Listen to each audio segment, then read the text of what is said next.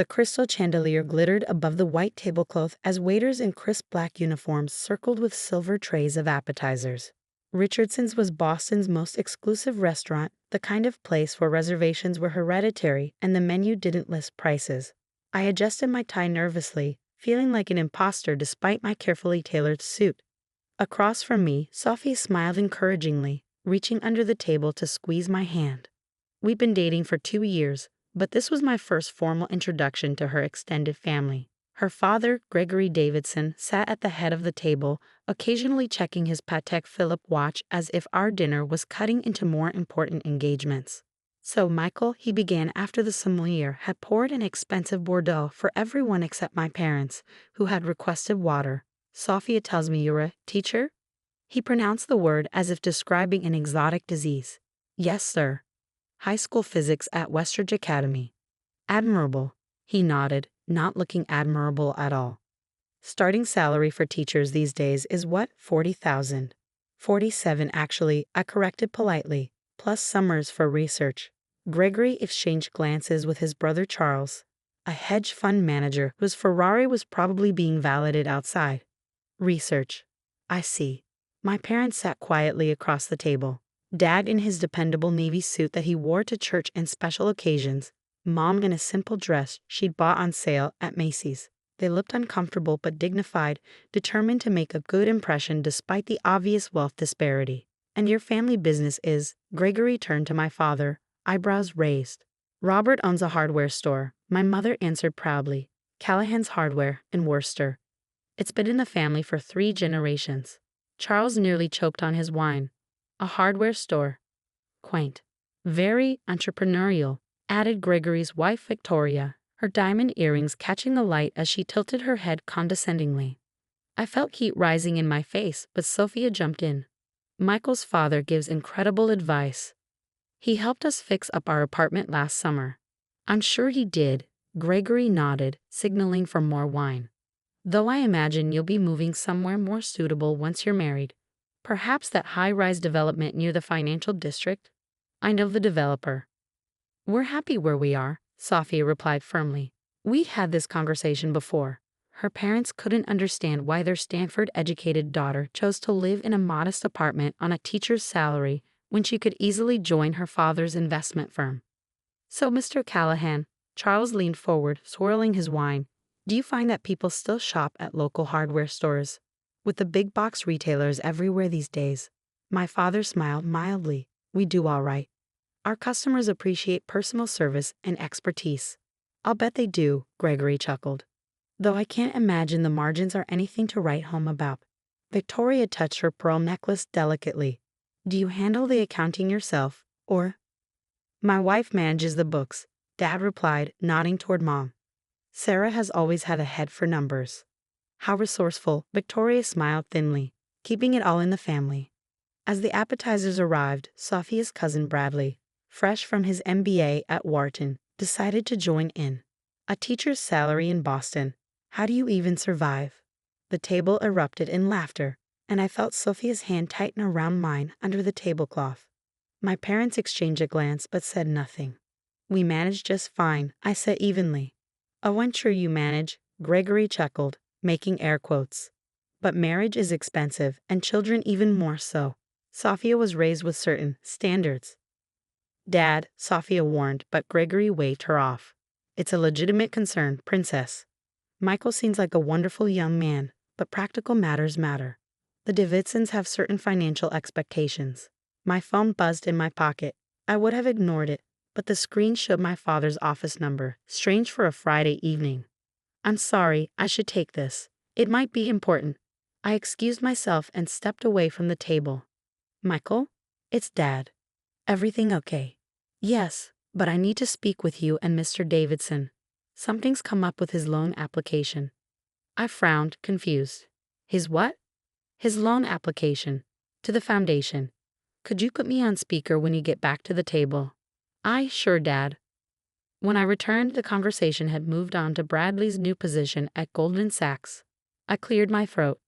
"I'm sorry to interrupt, but my father needs to speak with Mr. Davidson about a loan application."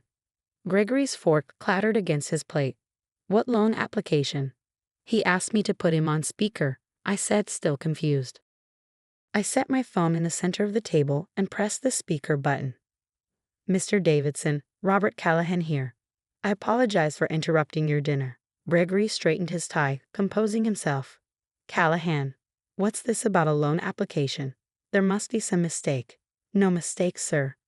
I'm calling about Davidson Development's application to the Callahan Foundation for the Downtown Revitalization Project. $50 million, if I recall correctly. The table went silent. Charles froze with his wine glass halfway to his lips. What? Gregory stammered, color draining from his face. The board just approved it unanimously. I wanted to let you know right away since you marked it urgent. Shall I have the funds transferred Monday morning, or would you prefer immediate processing? There'd be a small expediting fee, of course. Gregory stared at the phone, then at my father across the table, his expression a mixture of shock and dawning comprehension. You're Robert Callahan, of the Callahan Foundation. My father nodded simply. Yes, though I prefer Bob in social settings. Victoria's hand flew to her pearls.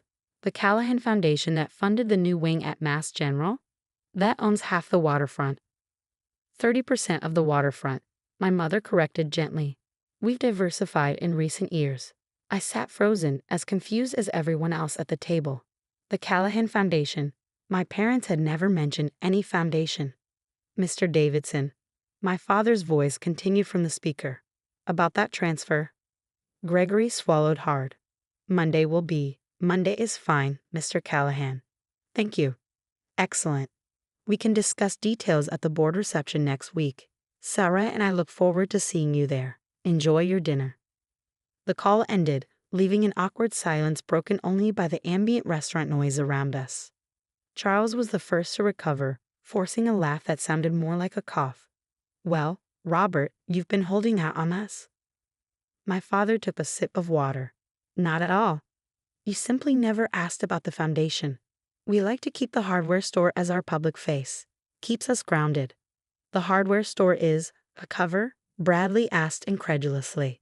Not a cover, my mother clarified. It's where Robert's grandfather started. We maintain it out of respect for our roots and because we believe in honest work. The foundation grew from those principles. I stared at my parents, strangers suddenly in familiar faces. Why did you ever tell me? Mom reached across to touch my hand. We wanted you to find your own way without the burden of the family name. You chose teaching because you love it, not because you were rebelling against or conforming to family expectations. Gregory had gone from pale to flushed. The Callahan Foundation assets are, what exactly? Last quarter. Just under $12 billion, my mother replied matter-of-factly. We've had a good year. Victoria nearly dropped her fork. Billion? With a B? Philanthropy has been very good to us, Dad said mildly. Though we find that how you give matters more than how much. Gregory turned to me, his expression completely transformed. Michael, I had no idea. Please accept my apologies for any misunderstanding earlier. No apology necessary, I replied automatically, still processing this revelation. Sophia was staring at me, her expression unreadable. I couldn't tell if she was shocked, amused, or angry that I'd never shared this information I myself hadn't known. If you'll excuse us, she said suddenly, standing and taking my hand. Michael and I need a moment. She led me to a quiet alcove near the restaurant's entrance, away from prying eyes and ears. Did you know? She demanded immediately. Sophia, I swear I had no idea. The hardware store, our house in Worcester, everything has always been solidly middle class. Comfortable but modest. She searched my face, then burst out laughing. Oh my God, your father is incredible. Did you see Dad's face? I thought he was going to swallow his tongue. Her reaction broke the tension, and I found myself laughing too. I'm still in shock. $12 billion? My allowance growing up was $20 a week, and I had to mow the lawn for that. She grew serious, taking both my hands in hers. Why do you think they kept it from you? I thought about it, remembering countless childhood lessons about the value of hard work, the importance of earning respect rather than buying it, the responsibility that came with privilege. I think they wanted me to understand the value of things that money can't buy, to know who I was apart from wealth or status. And who are you, Michael Callahan? Sophia asked softly. The same person I was 20 minutes ago. A physics teacher who loves explaining how the universe works. The guy who fell in love with a brilliant woman who chose a meaningful career over a corner office in her father's company. I hesitated. Does this change anything for you? She shook her head firmly. Not a thing. Though I admit I'm enjoying watching my family squirm after the way they treated your parents.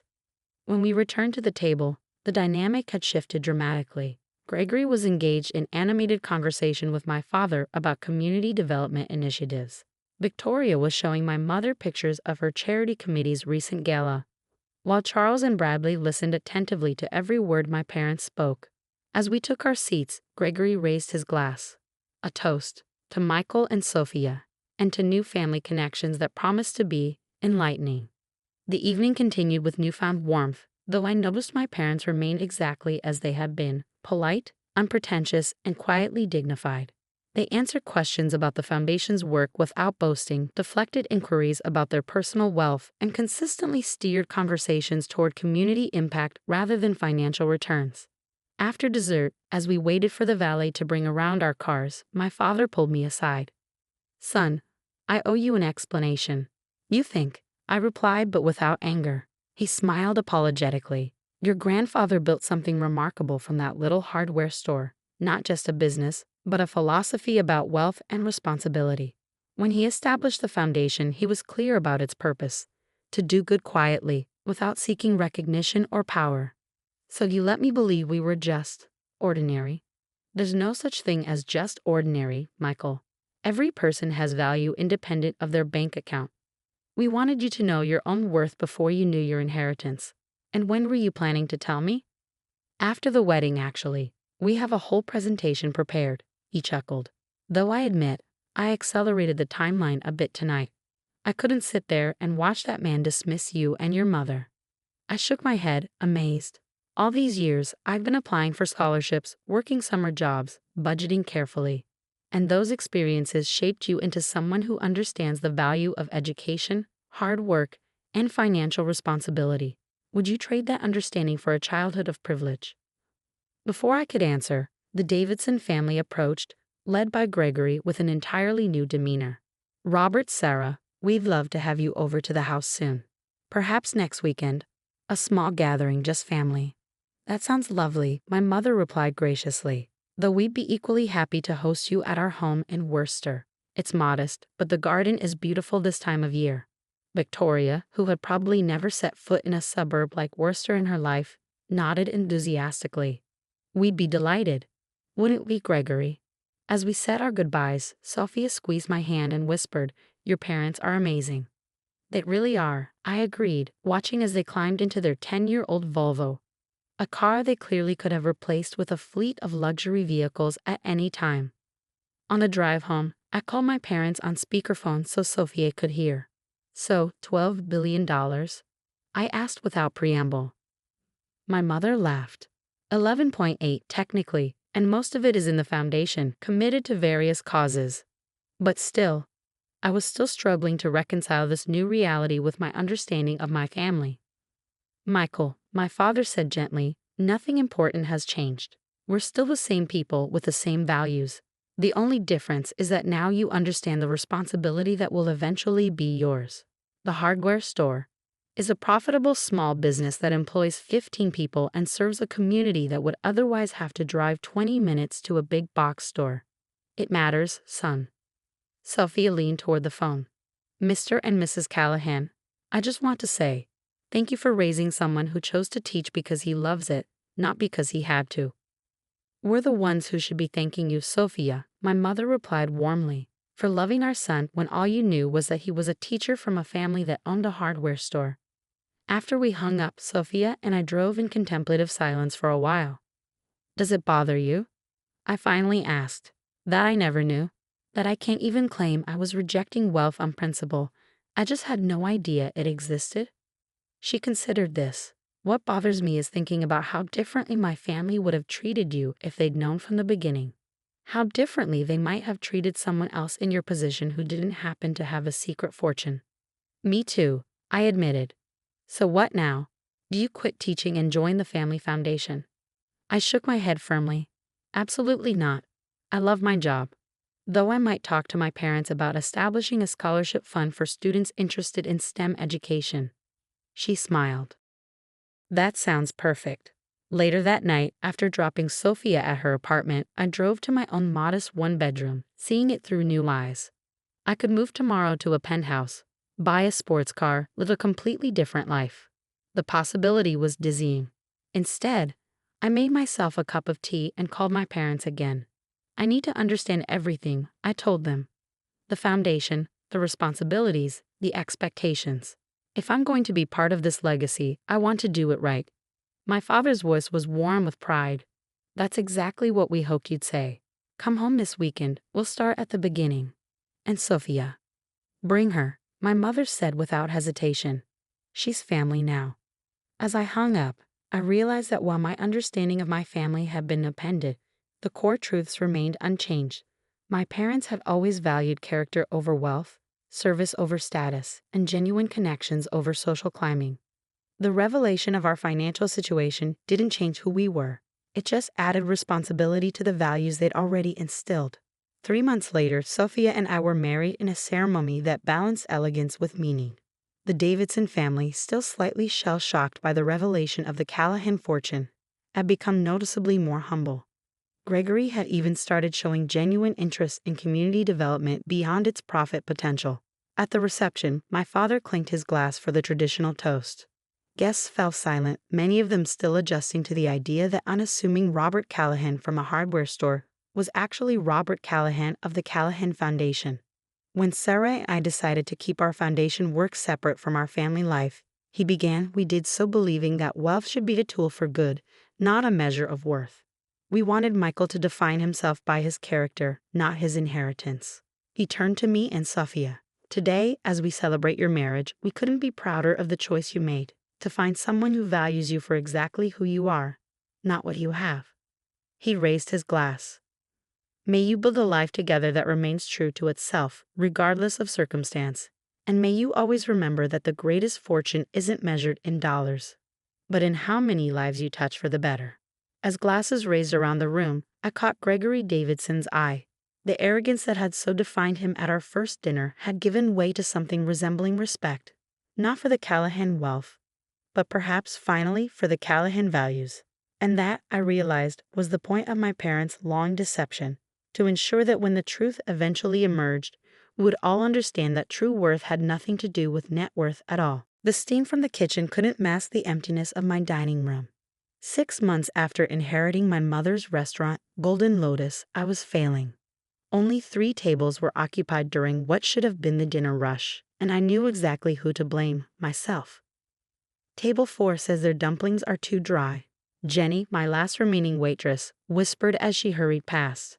And table 7 is complaining about the sauce being too bland. I nodded, trying to keep my composure. Mom's dumplings had never been too dry. Her sauces were legendary in San Francisco's Chinatown. But I wasn't on. Another stellar evening, I see. The voice made my shoulders tense. I turned to find my sister-in-law, Amanda, standing in the entrance, designer purse dangling from her manicured fingers. Behind her, my older brother David wore the same disapproving expression he'd had since Mom's funeral. We're just opening for dinner service, I said, straightening my apron. What brings you here? Oh, Lucy. Amanda's sympathy was as fake as her eyelashes. We thought we should check on you. After all, family needs to look out for each other. The way she said family made my skin crawl. Ever since she'd married David 5 years ago, Amanda had appointed herself the keeper of the Chen family's image. My modest restaurant didn't fit her vision of success. I'm fine, I replied. Just busy. David snorted, looking around the nearly empty dining room.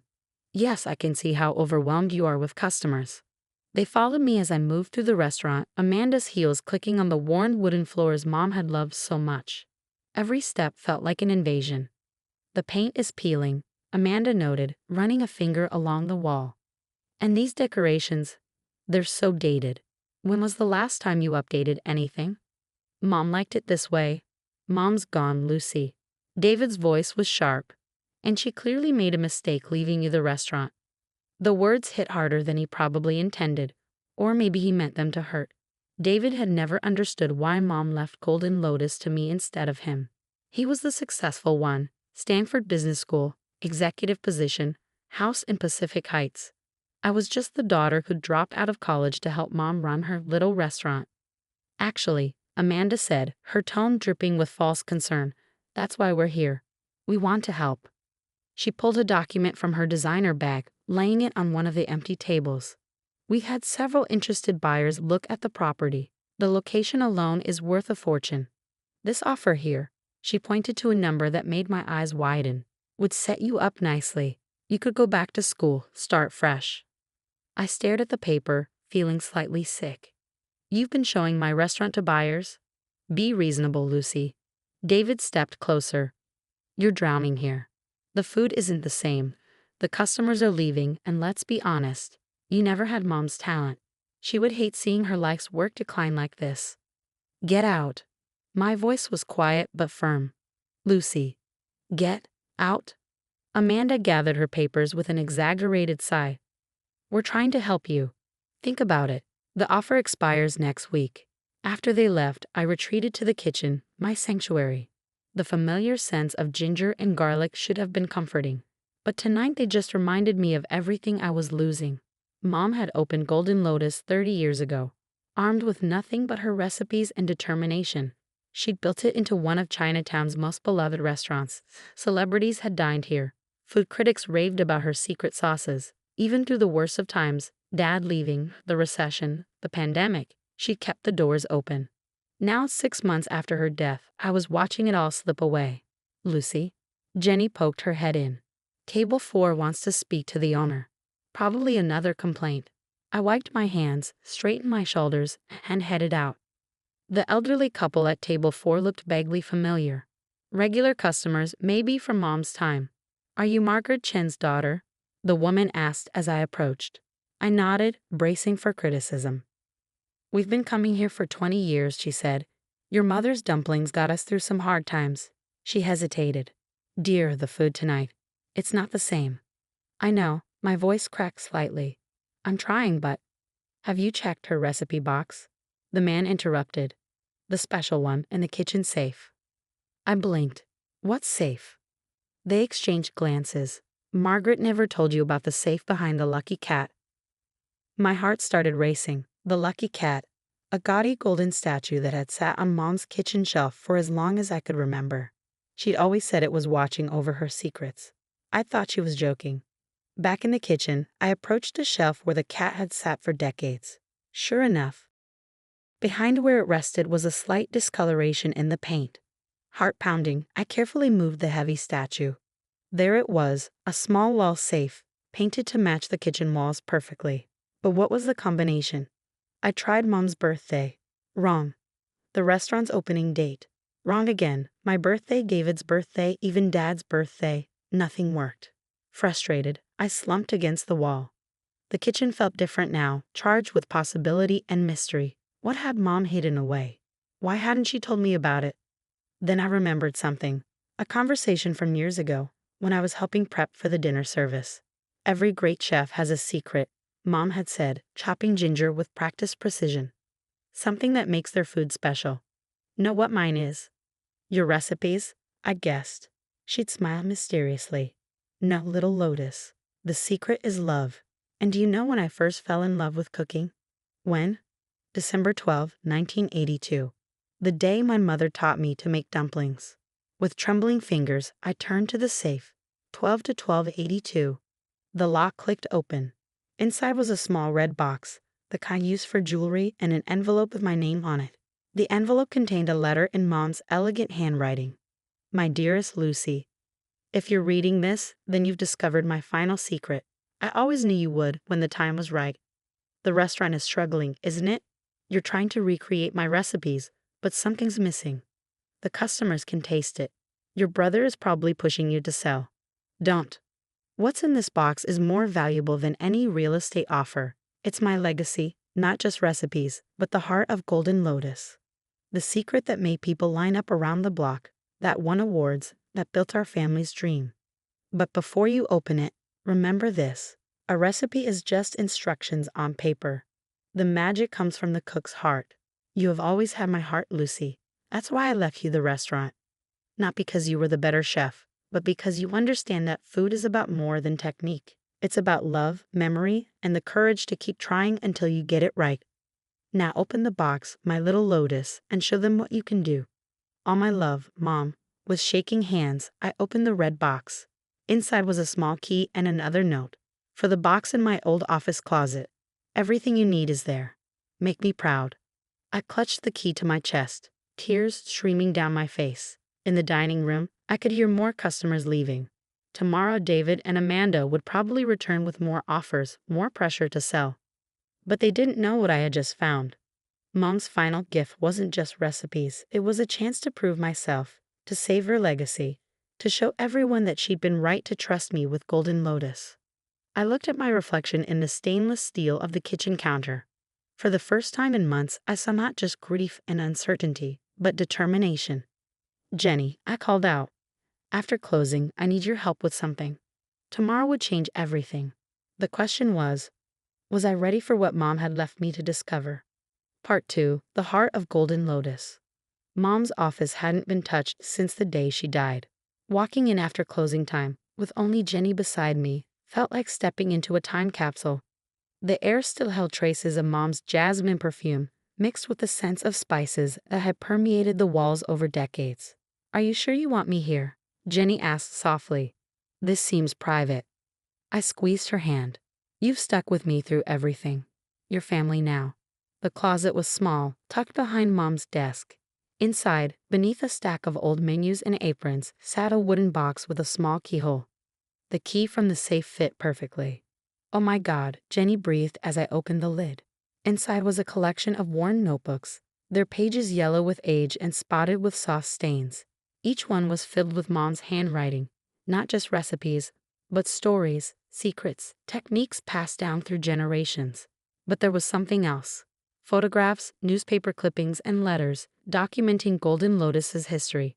And at the bottom, a leather-bound journal with the true secret written on its cover. With trembling hands, I opened it. My dearest Lucy, if you're reading this, you found not just recipes, but the heart of Golden Lotus. Every great restaurant has a soul, something that makes it more than just food and walls. Our soul is in these pages, in the stories of every person who helped make this place special. Remember Mrs. John, who taught me the secret to perfect dumpling folds. Her grandson now runs the vegetable stand down the street. He still saves the best bok choy for us. Remember old Mr. Wu, who loaned me money to fix the roof when the bank refused. His special spice blend is on page 47. I promise to keep it in the family. Every recipe here comes with a story, a connection, a piece of love woven into the ingredients. That's what your brother never understood. He sees numbers and property values. You see people and memories. Now it's your turn to add to these pages, to make these recipes your own, to build on our legacy. With all my love, Mom. P.S. Check page 93. That's where the real magic begins. I turned to page 93 and gasped. There, in detailed notes, was the secret to Mom's famous XO sauce, the condiment that had put Golden Lotus on the culinary map. But it wasn't just a recipe. It was a story of how she developed it, testing ingredients for months, combining traditional techniques with bold innovations. Jenny, I said, my voice thick with emotion, we're going to need ingredients. Lots of them. We worked through the night, Jenny helping me prep while I studied Mom's notes. Each recipe was a revelation, not just ingredients and methods, but the why behind every choice. The exact heat needed to bring out the scallop sweetness in the XO sauce. The precise folding technique that kept dumplings from drying out. By dawn, the kitchen smelled like my childhood memories. The first batch of dumplings looked exactly like Mom's. The sauce was perfect. Try this, I said, offering Jenny a spoon. Her eyes widened. Lucy, it's just like your mom used to make. I smiled through tears. No, it's better. The next few days were a blur of cooking, testing, and rediscovering. I closed the restaurant for renovations, but really I was relearning everything. Each recipe in Mom's notebooks taught me something new, not just about cooking, but about Golden Lotus itself. The regular customers had their own pages. Mr. Chen from the bank loved his dumplings with extra chili oil. The Liu family always ordered their noodles slightly softer for their grandmother. Every dish had a story, a connection to our community. Then came the day we reopened. I'd sent invitations to all our old regulars, including the elderly couple who told me about the safe. David and Amanda received one too, not out of spite, but because Mom would have wanted it. The dining room was full for the first time in months. I kept the worn wooden floors, the faded decorations, but added small touches. Fresh flowers, new tablecloths, subtle changes that respected tradition while embracing the future. The first dishes went out, then the second. The dining room grew quiet except for the sounds of eating and soft exclamations of pleasure. Just like Margaret used to make. No, even better. The sauce, it's perfect. David and Amanda arrived late, dressed like they were attending a funeral rather than a dinner. They sat at Mom's old favorite table, ordering with barely concealed disdain. I served them myself, Mom's special dumplings, noodles in XO sauce, and her secret braised pork. "What is this?" Amanda demanded after one bite, her carefully maintained composure cracking. "This isn't. How did you?" David was silent, staring at his plate. I saw him blink rapidly and realized he was fighting tears. "It tastes like Mom's," he whispered. "No," I said gently. "It tastes like love." That was always her secret ingredient. I placed Mom's journal on their table, open to a specific page. There, among the recipes and notes, was a letter addressed to David. "My precious son, if you're reading this, then Lucy has found my notebooks and understood their true meaning. You may think I chose her over you, but that's not true. I chose the right person to carry on, not just the restaurant, but its heart. You have your own gifts, my boy. Your drive, your intelligence, they've taken you far. But Lucy has something special. She understands that Golden Lotus isn't just a business. It's a family, a community, a legacy of love. Support her, David. She'll need your business sense sometimes, just as you might need her reminder that success isn't always measured in dollars. You are both my children, and I love you both. Different gifts, different paths, but the same heart. Love, Mom." I left them reading, returning to the kitchen where tickets were piling up. Through the service window, I watched David wipe his eyes, then slowly taste each dish again, this time with real attention. After closing, he found me in the kitchen. "Lucy, He stopped, looking around at the space where we'd grown up watching Mom cook. "I'm sorry, I thought I knew better."